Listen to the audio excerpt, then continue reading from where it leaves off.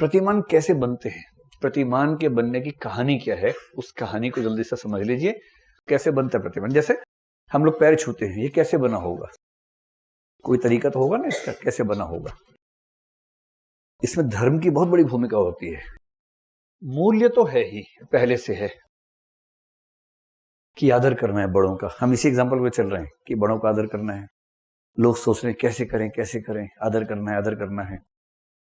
इतने में क्या होता है, हर समाज में कुछ नवाचारी लोग होते हैं, इनोवेटिव लोग होते हैं।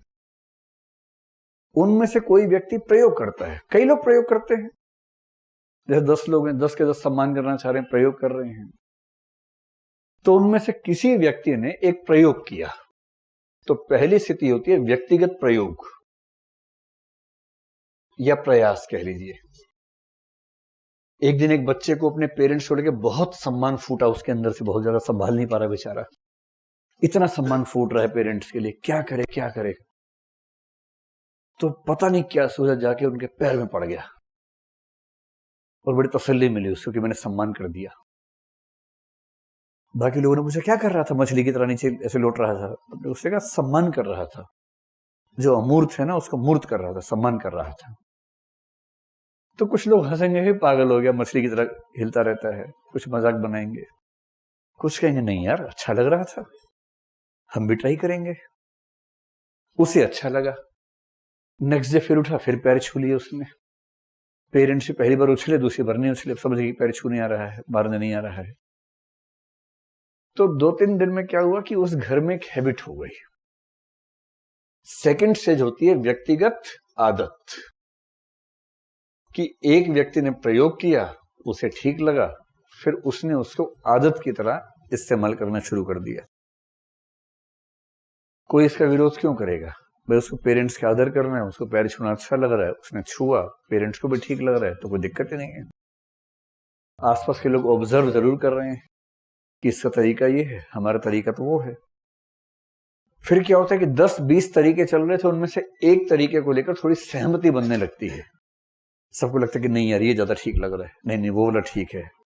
जैसे कुछ लोग थूक रहे हैं एक दूसरे के ऊपर सम्मान करने के लिए, एक पैर छू रहा है, दूसरा सिर पे हाथ रख रहा है ऐसे करके, एक गुदगुदी कर रहा है कि ये सम्मान करने का तरीका है कि गुदगुदी करेंगे तुम्हें हम।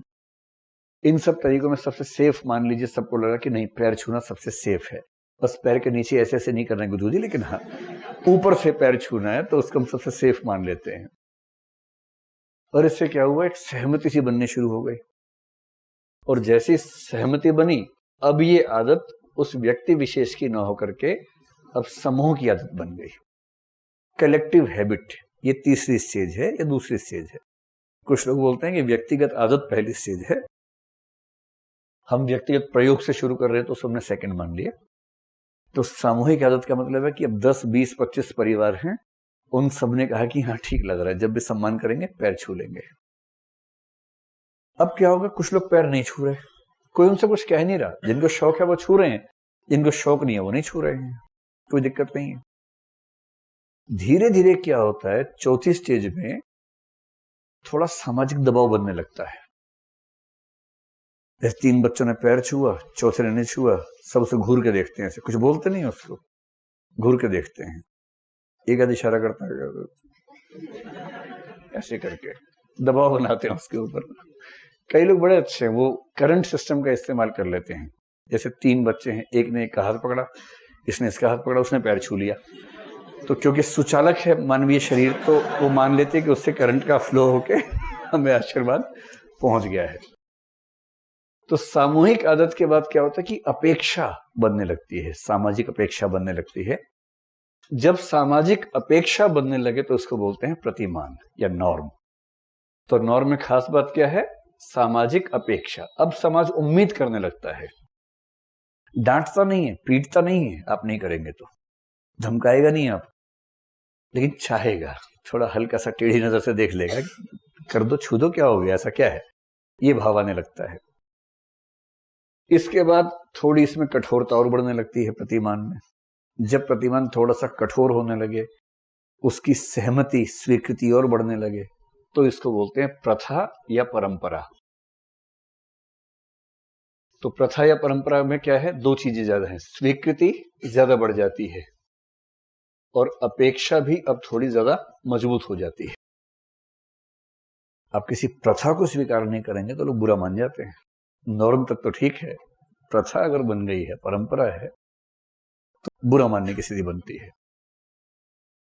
जब प्रथा या परंपरा थोड़ी और आगे बढ़ती है, इसको कस्टम कहते हैं अंग्रेजी में। नॉर्म के बाद कस्टम या ट्रेडिशन। इसके बाद जो स्थिति है उसको बोलते हैं अंग्रेजी में मूर, MORE, मूर। अंग्रेजी का कोई दीनी मान नहीं है।